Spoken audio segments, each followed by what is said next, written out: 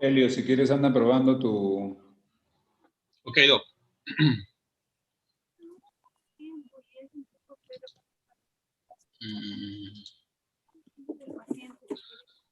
Doc, no puedo compartir en... A ver. ¿Ya quieres? No sé si me podría dar pase. Ah, no, ya. Sí, ya tengo ya. Elio, Sí, Doc. ¿ya nos lanzamos? No sé, ¿qué dio usted, doctor Moro, también? Que si el doctor Moro dice que arranquemos, no hay problema. Ya, vamos a arrancar, pues. Bueno, hola, buenas tardes con todos. Hoy día va a ser uno de el último sábado para esta vez, porque ya la siguiente semana vamos a comenzar el curso internacional. Así que vamos a dar un poquito de tregua este sábado para poder respirar un poco y después llenarnos otra vez de enfermedades externas, córnea, cirugía refractiva. Hoy día estamos con Helio, escogió un tema de controversia de todos los días y que se insiste en las cosas. Se insiste por muchas razones que nos va a mencionar Helio, y me gustaría que escuchen bastante porque hay muchos puntos de vista que tenemos que considerar para ver cómo orientamos los medicamentos que actualmente estamos indicando. ¿Ok? Comenzamos con Helio, como le digo, está por esta semana, y de ahí descansamos ya para comenzar el curso internacional. ¿Listo? Vamos, Okay. Helio. Gracias, Pedrito, también. Bueno, no sé si se me escucha. Buenas tardes. ¿Se escucha? Yo sí te escucho. ¿Qué tal? Buenas tardes con todos. Continuando con los sábados de córnea. El día de hoy vamos a tocar un tema que me pareció muy interesante, como ya lo dijo el doctor, porque genera mucha polémica. Y básicamente se titula Conservantes en gotas oftálmicas. Es decir, lo bueno, lo malo y lo feo. A medida que yo voy a ir describiendo la presentación, voy a ir mencionando las bondades, los efectos adversos y muchas veces la deficiencia para adquirir ese tipo de medicamentos, ¿no? Entonces, empecemos, yo diría, por lo feo. Dentro de la parte económica, el 2003 en Brasil se presentó un estudio sobre el impacto económico del costo de las gotas oftálmicas en el tratamiento del glaucoma. Básicamente se comparó el porcentaje de salario mínimo versus la marca de los medicamentos a utilizar, y se evaluó en el tiempo, ¿no?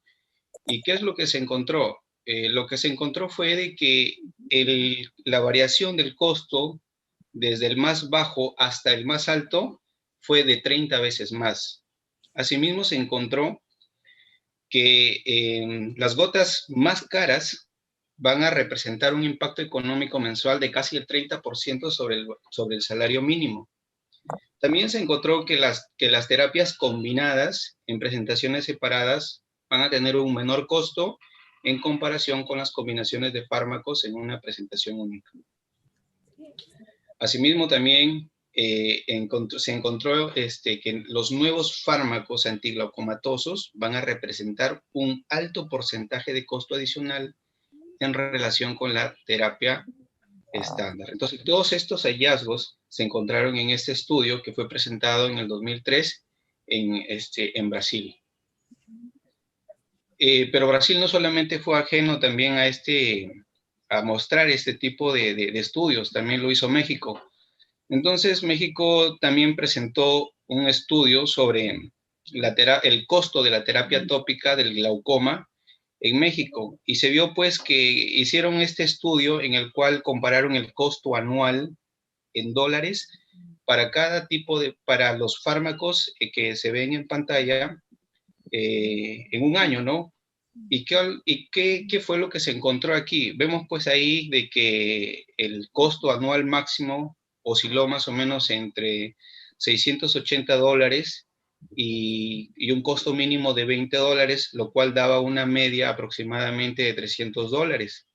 Aproximadamente en moneda peruana 1.000 soles, que equivale a un poco más de un salario, del salario mínimo, ¿no? Y eso fue, pues, ¿no? Aparte de eso, se encontró que también el costo promedio anual de todos los tratamientos aumentó en 27.87% solamente entre el 2009 y el 2012. Ahora estamos en 2021. La interrogante es cómo habrá variado hasta esta época, ¿no?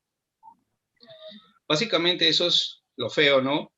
Y dentro de las bondades, dentro de las generalidades, vemos pues de que las gotas oftálmicas tienen en cierto modo, nunca se van a parecer a una película lagrimal, pero van a tratar de asemejarse en lo mejor posible hacia ellas, ¿no? Entonces, para eso tienen que respetar de que tienen que tener un pH lacrimal entre 6.5 y 7.6. También tiene que ver la osmolaridad, que va a variar de 302 en pacientes con, de 302, que es lo normal, y en pacientes con queratoconjuntivitis zika va a subir a 343. Entonces, una gota oftálmica o un colirio, como se le llama, básicamente va a contener un principio activo, va a contener el conservante en sí, y también van a ver los excipientes. Básicamente ahorita yo me voy a abocar a lo que es el conservante, ¿no? Vemos pues que el principio activo también puede generar toxicidad, ¿no? Como los aminoglicósidos tópicos. Entonces, la interrogante es, ¿por qué la necesidad de un conservante? ¿Por qué un colirio tiene que tener un conservante? Vemos pues que el conservante para su uso tiene que estar estéril. O sea, es decir, el término conservante significa que éste esté libre de gérmenes. Es decir, que tenga una potencia antimicrobiana este compuesto. Por eso es que el conservante llega a tener mucha relevancia en lo que es los colirios o las gotas oftálmicas. Entonces vamos a ver pues que conservantes que se utilizan frecuentemente o que existen en el mercado van a ser los derivados de mercurio, los alcoholes, los parabenos, el ácido etileno diamino tetraacético, también la clorhexidina. Sin embargo, ninguno de ellos tiene la potencia de tener un buen perfil de seguridad y bajo efecto alergénico, como son los compuestos del amonio cuaternario. Dentro de ellos, el cloruro de benzalconio. Es decir, el cloruro de benzalconio tiene una gran potencia para antimicrobiana o de mantener estéril esta gota oftálmica, que en sí eso es lo que se necesita para un tratamiento óptimo. Entonces, dentro de las bondades, lo bueno del cloruro de benzalconio es el conservante más moderno. ¿Pero por qué es el conservante más moderno? Básicamente porque es biocida. ¿Qué significa que sea biocida? Significa que va a disolver paredes y membranas bacterianas. Asimismo, también va a tener una actividad bactericida rápida y máxima a una temperatura corporal, ¿no? Básicamente en medio alcalino. Asimismo, también este cloruro de benzalconio se va a utilizar en concentraciones mínimas, menos efecto tóxico, es decir, entre 0.04% a 0.025%.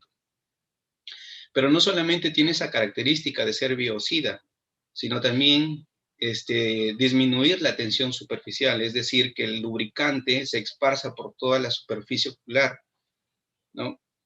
Y también un agente de transferencia, es decir, ser un medio de, entre comillas, un medio de transporte para el ingreso de los medicamentos tópicos hacia los tejidos, ¿no?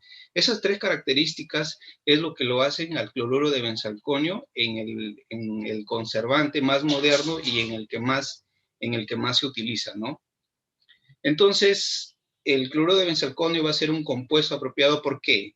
Porque es eficaz como conservante, porque va a mejorar la penetración de compuestos activos Y básicamente porque la vida media en los tejidos corneales y conjuntivales casi es de 20 horas, ¿no? Un tiempo mínimo.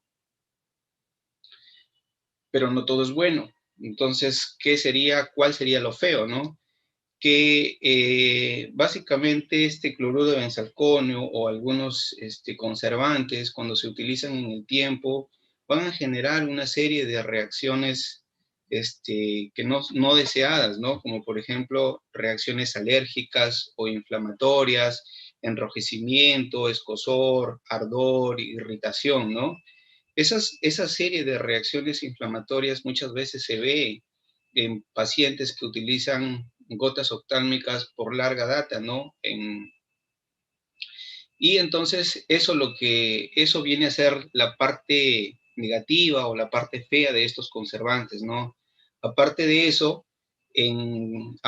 como la patología en la cual se ve estos efectos adversos, dentro de ellas está el glaucoma, que es una patología donde muchas veces se utiliza la terapia médica por muchísimo tiempo, entonces se van a ver mucho más efectos adversos, ¿no?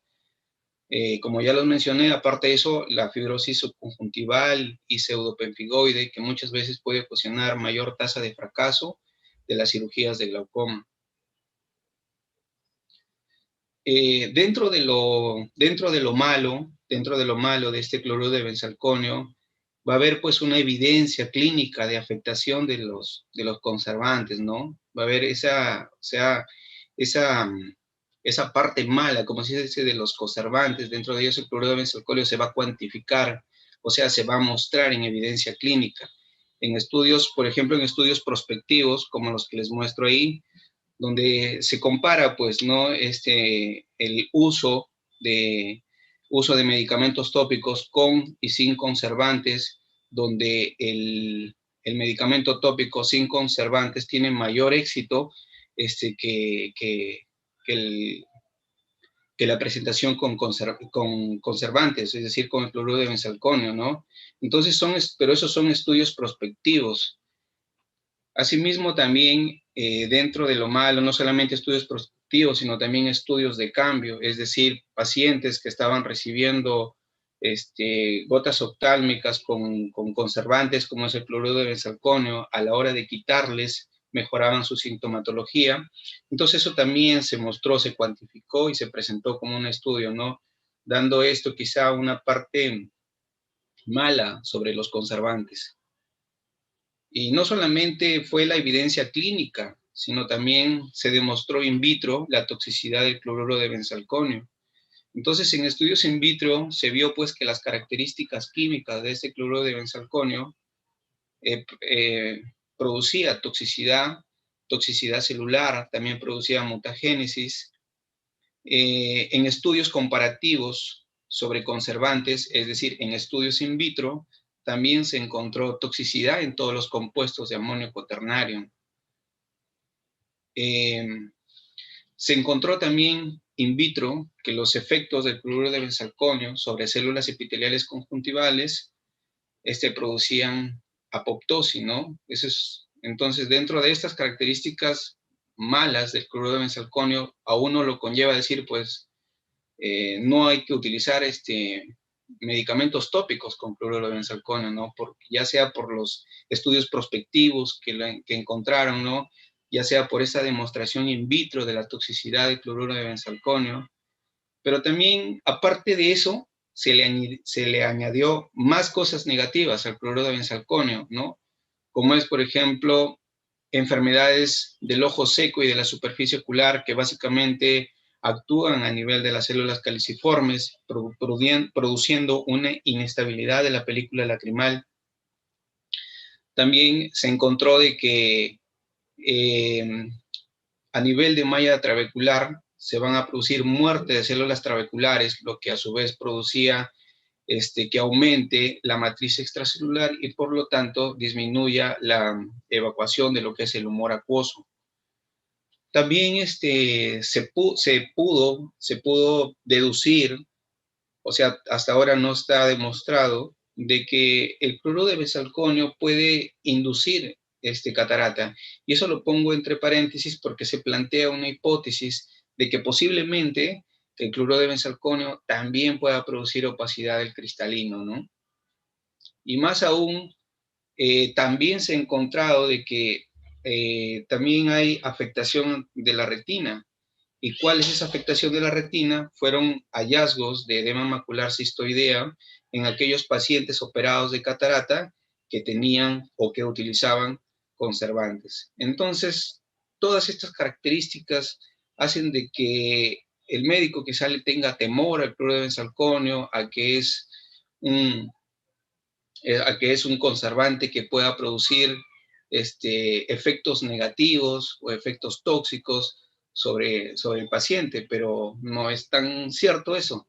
Más adelante lo voy a seguir explicando, ¿no? Entonces, ante tantas cosas negativas que he mostrado, ante lo malo, entonces hay alternativas al cloruro de benzalconio. Entonces, ¿y qué alternativas empezaron a encontrar?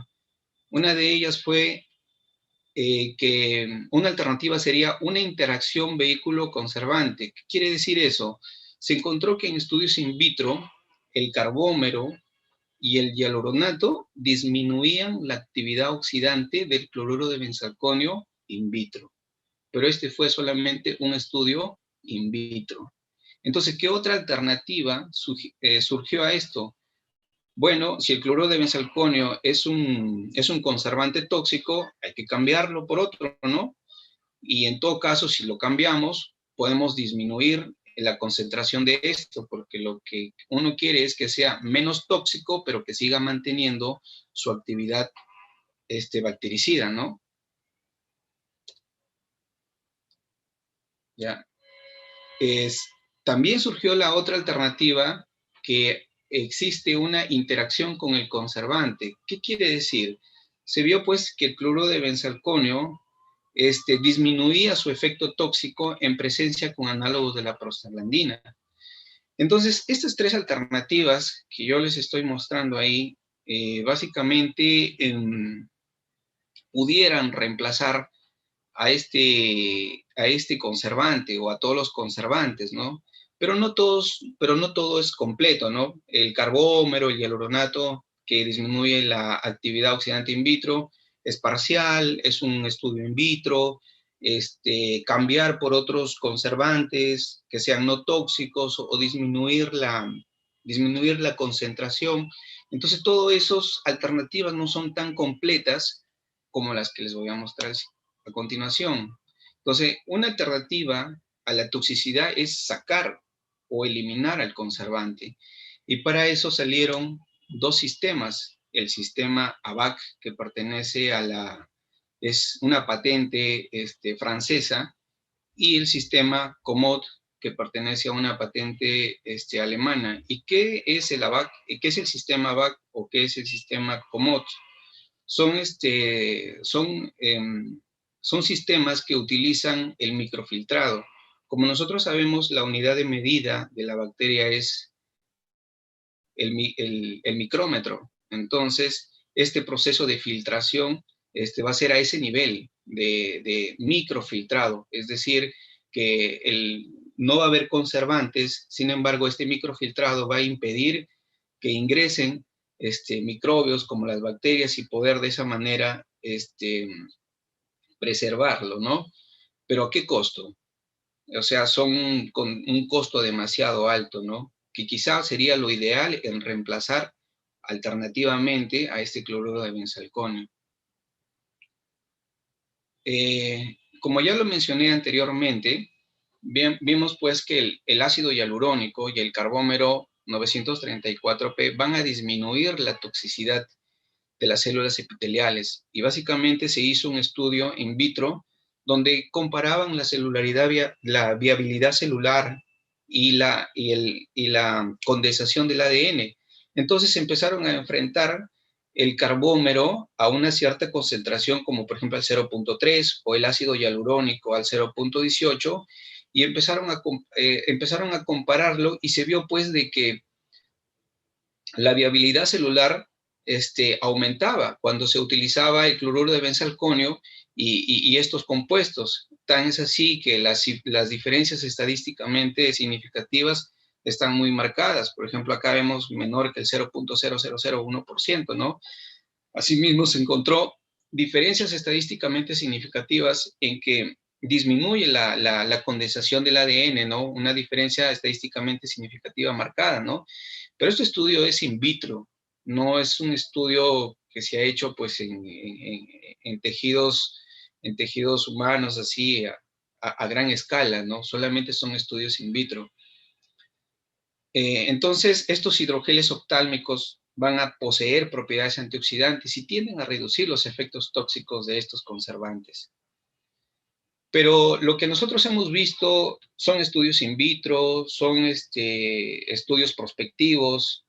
Sin embargo, la evidencia que tiene más peso es una revisión sistemática, ¿no? Entonces, se presentó un estudio, es decir, se quiso ver la efectividad del uso de lágrimas artificiales sin conservantes versus los lubricantes con conservantes para el tratamiento de ojo seco. Es decir, hubo una revisión sistemática con metaanálisis y esta revisión sistemática se presentó en Brasil y fue en el 2018. ¿Y qué fue lo que se evaluó? Se evaluó, las variables que se evaluaron fue la puntuación de los síntomas según el índice de enfermedades de la superficie ocular. La otra variable que se analizó fueron la tasa de secreción con pruebas de Schimmer, la tasa de evaporación lagrimal, se evaluó el ardor, la sensación de cuerpo extraño. ¿Y cuáles fueron los resultados que encontraron?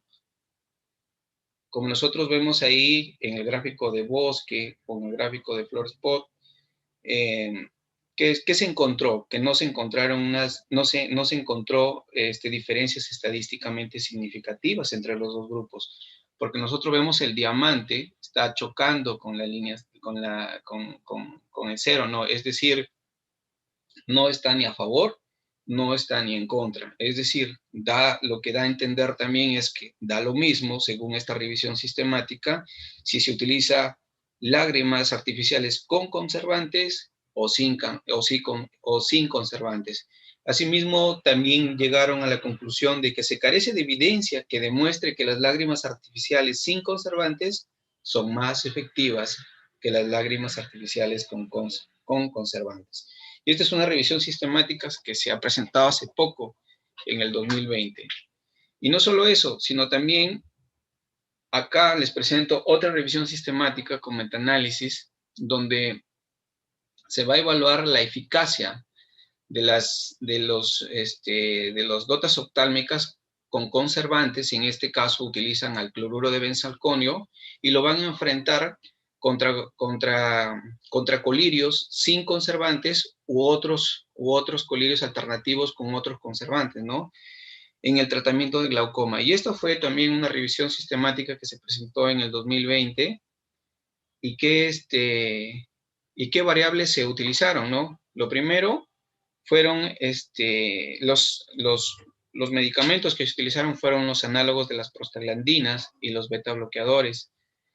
En segundo lugar, el resultado primario fue cómo fue la presión intraocular en medicamentos con conservantes y sin conservantes. Y los resultados secundarios fueron evaluar hiperemias conjuntivales, tiempo de ruptura lagrimal y eventos adversos totales.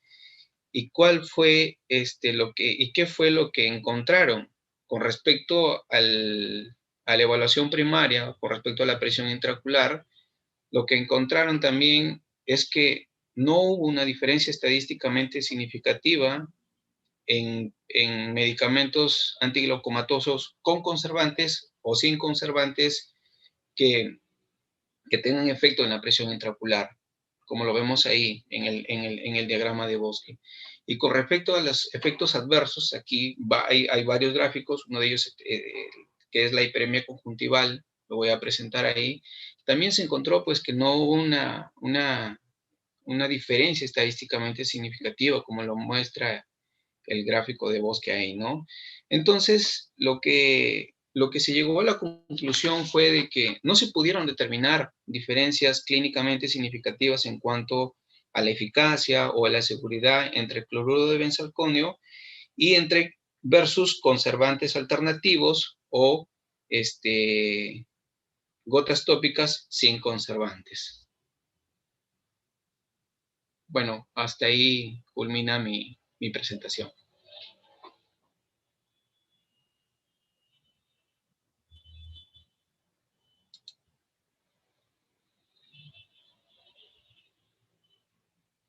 Hola. Hola, Elio. Sí, doctor. Sí, gracias. A ver, creo que los tengo bloqueados. No sé si el doctor Mesías ya estará por ahí. Sí, gracias por tu presentación. Interesante el tema de evaluar la utilidad de los preservantes. Ahí está Luchito ya. Ya sí, me habías bloqueado, Pedrito. Sí, ya estás habilitado. Sí, lo que acabas de decir quizás era lo fundamental en la conversación que habíamos tenido con Helio. Y como siempre les he dicho, la inquietud que tienen los residentes lo plasmamos acá en una charla que pueda ser de interés para todos. La vez pasada hubo una charla de la doctora Alejandra y también en algún momento daba bastante interés a lo que son las gotas sin preservantes. Pero cada día pues hay estudios en diferentes sitios, unos con apoyo económico, con apoyo de laboratorios y hay otros que no. Entonces tenemos que estar siempre atentos a todas esas cosas. Pero fundamentalmente tenemos que estar atentos a cuál es nuestra experiencia. Ustedes saben que hacemos cuántos años utilizando medicamentos y tenemos que saber cómo nos ha ido con los medicamentos. Si es por el medicamento en sí o es por el conservante o el preservante. ¿Okay? Ahora hay diferentes formas inclusive de presentación con frascos que intentan que no ingrese los gérmenes, ya que tienen un sistema de bombeo especial. Entonces, todas esas cosas tenemos que tenerla presente para poder entender y poder definir si es el conservante, el producto, la misma fisiopatología de la persona o sobre qué.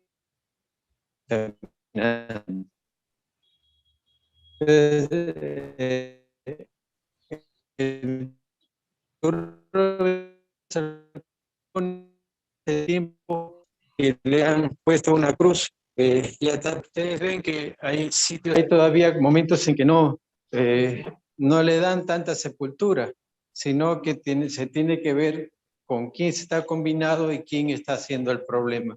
Entonces, la charla la agradecemos a Helio, con la cual le insistimos a todos que vean cuál es su problema. Y inclusive si sus mismas gotas sin preservantes, cómo se están comportando. Porque tenemos que saber cuánto tiempo dura un medicamento, por ejemplo, una tobramicina.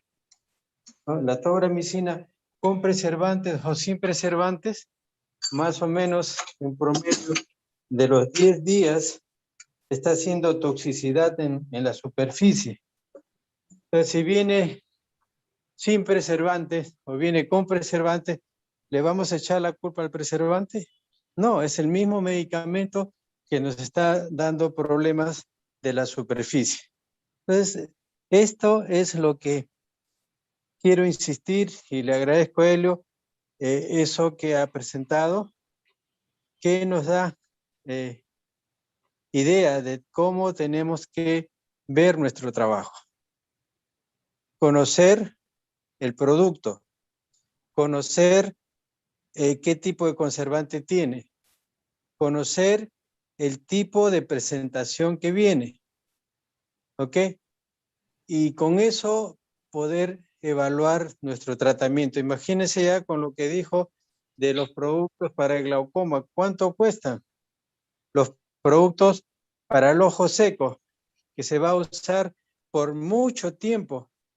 Imagínense todo lo que representa económicamente para el paciente.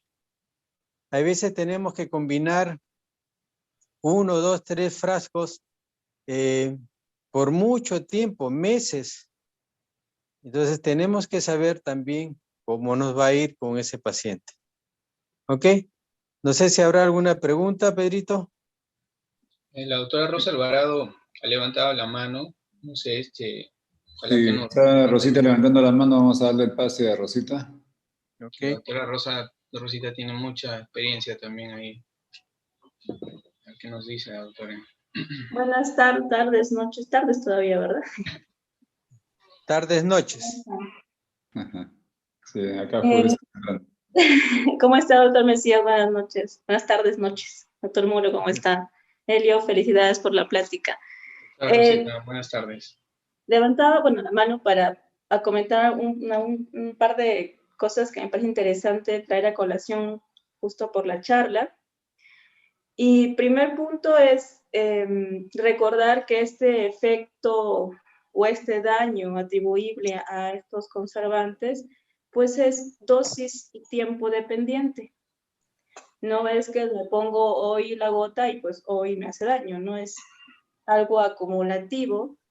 Y por lo tanto, y eso por un lado, y por otro, efectivamente, como mencionaste, Elio, no necesariamente los hallazgos que encontremos en estudios in vitro se van a replicar o van a verse, digamos, se van a presentar necesariamente en la clínica. Entonces, eso también hay que tener en cuenta. Hay otros mecanismos homeostáticos que pueden hacer variar este efecto que encontramos en estudios in vitro.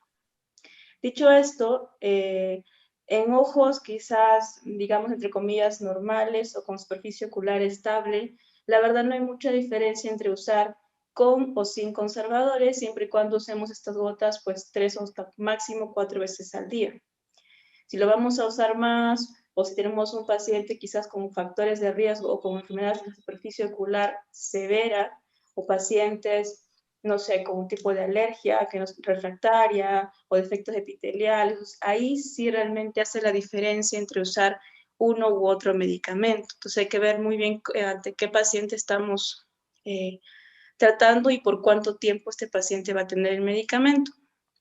Y por otro lado, cuando queramos, digamos, evaluar la pregunta clínica que tengamos y vayamos a los estudios, es importante no solamente ir al resultado, encontraron o no encontraron diferencias estadísticas significativas, sino ver en qué tipo de pacientes. Porque pueden ser pacientes con, digamos, ojo seco o leve o moderado, y tengo un paciente severo, y digo, pues no, la revisión dijo que no hay diferencia, entonces le doy con conservadores. Entonces hay que ver muy bien cuando evaluemos estudios, sean del tipo que sean, evaluar, no solamente ver como el resultado, sino ver en qué tipo de pacientes lo hicieron, qué evaluaron, cómo lo hicieron, hacer una evaluación un poquito más crítica de los estudios para poder ver si ese estudio es similar al contexto clínico en el que yo tengo y que si yo puedo tomar esos resultados como válidos para mi paciente. Y obviamente va a depender, pues, no solamente de la evidencia, va a depender de la experiencia del propio médico y de los valores del paciente, ¿no? De cuánta disponibilidad tenga el medicamento, el precio, obviamente, que tenemos que tener en cuenta cuando tratamos con este tipo de medicamentos.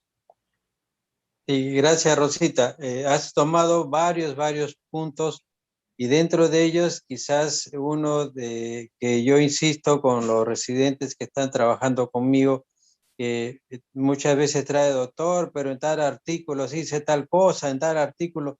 Si le has leído el artículo, has leído la introducción, relacionas la introducción con la metodología, relacionas con los resultados, encaja lo que dice o no dice, o sea, como dice, no solamente leer las conclusiones o los resultados, sino caminar. Estás mencionando muy bien, Rosita, muchas gracias. Hecha una leoparda hoy día. No, dar esos énfasis. De verdad, Rosita, mucho agradecemos tu presencia porque siempre nos pones los puntos fundamentales para poder caminar, porque hay veces, como ya nos escuchan tanto tiempo a nosotros los tíos, piensan que estamos en contra de todo únicamente. Y no, sino que la experiencia nos va diciendo eso. No se pueden apoyar o regir ante un solo trabajo viendo sus conclusiones únicamente, sino que tienen que evaluar los trabajos. Y ya ella ha insistido, Rosita ha insistido en todo, ante qué paciente estamos, en qué estado lo encontramos, si también ya mencionó si pertenece a un problema puramente ocular o es un problema que va con un problema sistémico. De todo eso se tiene que insistir. Y a veces, por más que también le damos duro, el paciente también nos dice conmigo, no, doctor, vea cómo me maneja, pero así como va, no me va. Así es que todas esas cositas tenemos que insistir. Por eso que cuando Helio me dijo, voy a hacer eso, dilo. Dilo tal cual lo estás encontrando, dilo tal cual estamos valorando, porque eso nos va a motivar a seguir trabajando, a seguir insistiendo en nuestro trabajo principalmente y como volví a insistir el día viernes, ayer que tuve consulta allá en el hospital y me presentaron pacientes y me dijeron, doctor, se lo mando. Le digo, mándamelo, no hay problema. Pero si quieres aprender, si quieres saber cómo le está yendo a tu paciente, con tus indicaciones, cómo has pensado, tienes que verlo 2 o 3 veces más, ya después lo derivas si quieres, pero primero tienes que saber cuál es tu resultado, porque en el hospital es fácil, ahí te lo mando, ¿no? Despachamos a todo lo que no nos gusta y nos quedamos con lo rico, pero no sabemos nunca cómo le ha ido al paciente. Entonces, eso yo creo que ha sido, podemos concluir hoy día lo que ha mencionado Helio, lo que nos menciona la doctora Alvarado, que tenemos que insistir en el trabajo, tenemos que insistir en la evolución, tenemos que insistir en la calidad del paciente para poder tener resultados. ¿Ok? ¿Alguna otra cosa? Doctor Mesías, claro, el doctor Waldo Loaiza está levantando la mano a escuchar al doctor, a ver su comentario, también es muy importantísimo, a ver qué opina el doc. Sí, sí, Hola. Sí. Sí, muy buenas noches, muy bien, Helio, tu revisión. Bueno, ya han tocado el tema de glaucoma, ¿no? Y me he sentido aludido también. Pero miren, recuerden de que aquí hay muchísimo interés de la industria farmacéutica. Muchísimo interés. Tanto así que se discute de investigación que puede ser, entre comillas, manipulada o con cierto interés, ¿no? Y no pueden estudiar solamente un aspecto del sistema, pero no el totalidad. Y al hacer esto nos puede sesgar nuestras decisiones en el momento de recetar o de recomendar algo, ¿no? Entonces ese es uno, hay que tener mucho cuidado. Segundo, se ha atribuido bastante algunos efectos secundarios al VAC. Y como bien lo dijo Rosita, lo dijo el doctor Mesías, y lo has dicho tú también, tiene que ver mucho la dosis, o sea, el tiempo y el tiempo en el cual le vas a dar y la frecuencia que le vas a dar. Es diferente utilizar un medicamento antimicrobiano, por ejemplo, por una blefaroconjuntivitis por una semana o 5 días, como quieran, que utilizar un medicamento para ojo seco que lo va a utilizar de por vida. Igual utilizar medicamentos para el glaucoma que lo van a utilizar de por vida. En ese sentido, por ejemplo, ya está, hay bastante estudio de que demuestra que el uso del VAC, medicamentos con VAC, por ejemplo, timolol 2 veces al día, tiene un efecto ya demostrado sobre no solamente el epitelio, la conjuntiva, las células caliciformes, sino también, como lo has mencionado, sobre los trabeculocitos, las células endoteliales. Y a diferencia del uso una sola vez al día, por ejemplo, en el uso de combinado con latanoprost, ¿no? Aunque tú en tu lista, bueno, existe la teoría también de que el latanoprost puede bajar el efecto del VAC y producir menos efecto. Eso, digamos, ha sido bastante demostrado que la asociación con latanoprost y VAC, no se sabe si es por el uso una sola vez por día o el efecto que mencionaste, no tiene el mismo efecto que utilizarlo 2 veces al día con timolol.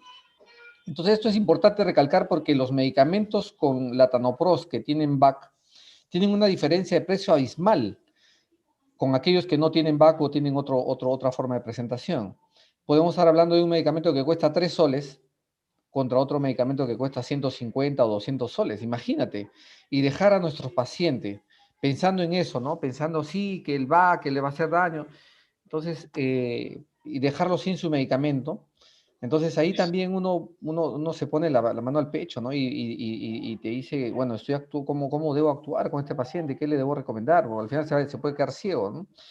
Y recordemos también algo interesante dentro de la histología y las alteraciones que puede hacer el VAC a los diferentes niveles de la superficie ocular. Si ustedes se dan cuenta, el trabéculo, ¿a qué distancia está de la superficie? Más o menos, a ver, Helio, ¿a qué distancia está de la superficie? No lo podría cuantificar, maestro. De verdad No, que... pero date cuenta, la córnea central mide 500, en la periferia mide 800, no sé, 1000, la esclera mide alrededor de 1000 micras, o sea, de 1 milímetro. El trabéculo, o sea, perdón, el canal de Schlemm está más o menos a 500 micras, por ahí, más o menos. O sea, estamos hablando de micras de diferencia. ¿Y tú crees que la penetración de estos VAC utilizados, mal utilizados, por ejemplo, no podrían alterar este sistema? Y no solamente eso, eso que es un poco más profundo, y ni hablar de los colectores, de las venas acuosas y todo el sistema de drenaje, ¿no? Es por eso que muchas veces a los pacientes les hacemos una cirugía donde en teoría, la teoría nos dice que el principal sistema, el punto de resistencia es el trabéculo, la zona yuxtacanalicular del trabéculo, pero cuando nosotros rompemos esta barrera, vemos que hay pacientes que responden muy bien, por ejemplo, los jóvenes, por ejemplo, los pacientes que han utilizado menos años sus medicamentos, versus aquellos pacientes que ya son muy seniles o que tienen glaucomas muy severos, donde no responden. O sea, tú les puedes quitar toda esa pared donde tú dices o donde la teoría nos dice que existe la resistencia, pero no responden. Entonces, algo más se ha dañado en la vía postravecular, ¿no? Entonces, todos estos medicamentos que tienen uso crónico nos van a pasar la factura después, y no solamente en esto, sino también con el resultado de la cirugía, ¿no? Se habla mucho de las células caliciformes, se habla mucho de la cicatrización, donde nosotros queremos que la ampolla esté adecuada, no haya excesiva cicatrización o deficiente cicatrización, y eso tiene que ver también con está implicado las células caliciformes, y si estos van a estar dañados, nos van a dar un postoperatorio que puede no ayudarnos en el control de la presión intraocular. Gracias, Waldito. Muchas gracias. Doctor. Sí, doctor. Siempre es bueno escuchar sus comentarios, Doc. Tienen peso, mucho peso. Claro. ¿Ven lo importante, Helio, de tu charla? ¿Ok? Lo malo, lo bueno y lo feo, con pistola o sin pistola. ¿Ok? Ya no, estás pidiendo tu parte, ¿qué cosa? Lo feo, maestro, el precio. Lo que se gasta, ¿no? Así es. Eso es lo que hay mucho que pensar, mucho que trabajar. Acaba de mencionar el doctor Loaiza, pensamos siempre en la malla trabecular, pero hay cicatrización en la conjuntiva, usamos medicamentos que van a alterar el funcionamiento de los vasos sanguíneos de la conjuntiva o lo que está alrededor en el limbo. Todo eso representa, o sea, tenemos que ir viendo la reacción de cada uno de ellos, ¿ok? Y mencionó pues la parte económica y la parte de los fabricantes, que nos hemos dado cuenta de la guerra que ha habido y que existe todavía con las vacunas, ¿no? Entonces, quien paga más tiene mejor propaganda, el que no tiene que esperar su turno, ¿no? Entonces, todas esas cosas tenemos que estar en cuenta, pero fundamentalmente, doctores, acordarnos que somos médicos y que como médicos tenemos que tener la evaluación de un paciente. Nos gustaría que todos vayan bien, nos gustaría que todos caminen, pero a veces usamos lo mejor y el paciente va hasta las patas, ¿no? Va pésimo. Entonces tenemos que seguir pensando y lo fundamental que siempre les pido, no dejemos de preguntar, no dejemos de interrelacionarnos, no dejemos de saber, oye, ¿cómo te va a ti? Porque mira, a mí me ha ido así, etcétera.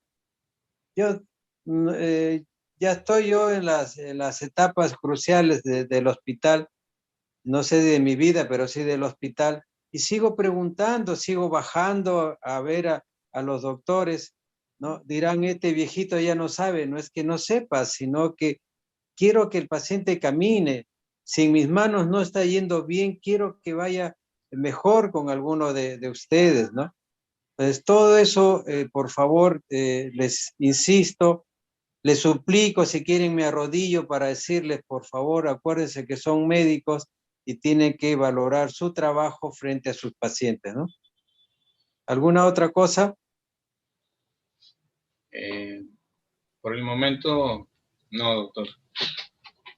Bueno, ¿Verdad entonces que si no hay otra cosa, mi amigo Helio, muchas gracias por tu charla. Sí, Rosita, que como le digo, hoy día está Leoparda, Ujú. a nuestro, Sí, ayer quería compartirlo sí, referente al ese, fin de año. esa imagen que están viendo ahorita es la imagen de cómo nos vamos a presentar. Vamos a pedir autorización al doctor Muro y al doctor Vargas para ver si la próxima semana nos dan un campito para presentar el curso internacional de enfermedades externas, córnea y cirugía refractiva, que lo vamos a hacer misma docencia del Instituto Nacional con creditaje del Colegio Médico, el apoyo de la Sociedad Peruana de Oftalmología. Y hemos hecho con el grupo que hemos trabajado, que son los médicos del Departamento de Córnea, la doctora Alvarado, como siempre, está con nosotros en todo momento.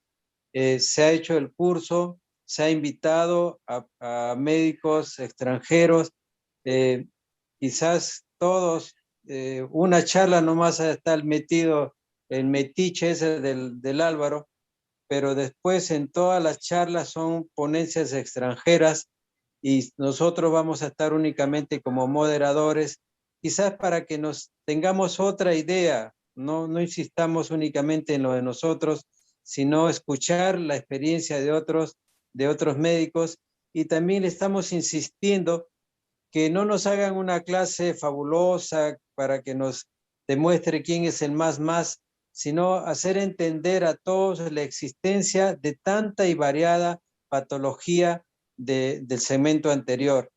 Entonces, desde ya los vamos a ir invitando. Mire toda ahí nomás hay como 15 médicos extranjeros y se van sumando los otros médicos nacionales.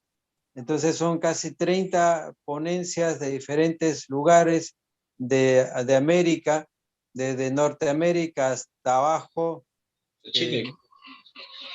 Chile, incluyendo Chile, Argentina. Entonces todos vamos a estar ligados con estos trabajos, y ojalá que nos puedan acompañar y también hacer todas las preguntas que sean necesarias para que esto sea. Pretendemos que las charlas dure 1 hora como máximo para que haya presencia de las preguntas de todos, ¿no?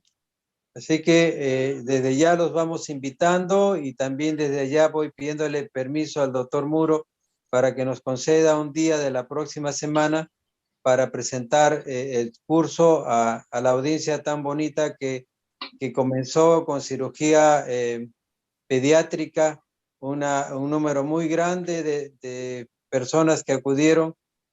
Neurooftalmología también comenzó con una ponencia muy grande. Y ojalá que podamos alcanzarlos, pero fundamentalmente ojalá que podamos alcanzar su interés y despierten más sus conocimientos. ¿Ok? Entonces, Pedrito, ya te agradecemos por día más, a Waldo y a todos los que han estado presentes, más a mi querido Piurano, que siempre está inquieto para poder trabajar. ¿Ok? Gracias, Muchas maestro. gracias. Gracias. Gracias, doctora Rosita, doctor Waldo. Muchísimas gracias. Bueno, doctor Moro, muchas gracias. Fantástico el programa y de hecho estamos coordinando, Luchito, para ver qué día es el que quieren ustedes hacer su presentación. Ya. Y bueno, ahí lo vemos en el transcurso de mañana o pasado para definir el día, ¿no?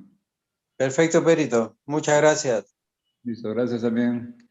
Que tenga buenas tardes. Un Muchas gracias. abrazo para todas las mamás, para sus mamás, estén con nosotros o no, siempre están en nosotros, siempre están en nuestro ser. Así es que si no está con nosotros, abracémonos nosotros mismos fuerte, que le va a alcanzar ese abrazo hasta el cielo. Chao, un gusto. Gracias. Buenas Chao. tardes. Muy bien. Chao. Nos vemos. Nos vemos, doctor Moro. Chao.